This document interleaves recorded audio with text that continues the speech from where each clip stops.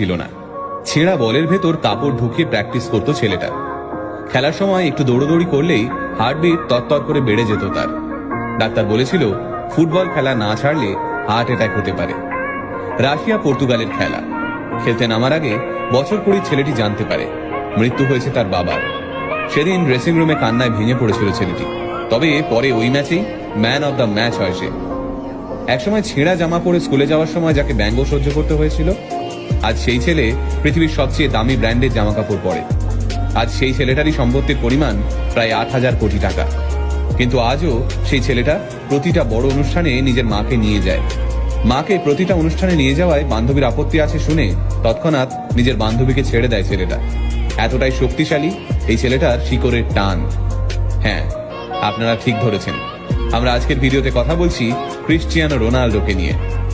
রোনাল্ডোর জন্ম এক গরিব পরিবারে। দুবেলা দুমুঠো ভাত জোগাড় করতেই রোনাল্ডোর বাবা হিমশিম খেতেন।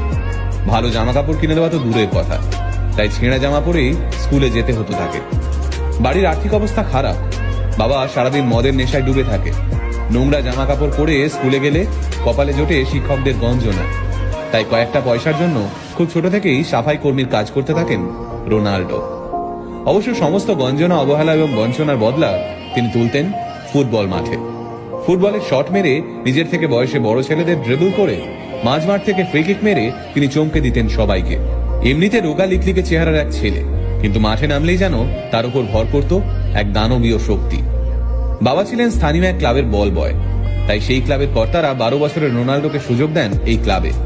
কিন্তু সে সময় অন্যান্য ছেলেদের থেকে তাকে প্রায়ই শুনতে হতো, এই দেখ ভিখিরি বল বয়ের ছেলে খেলছে।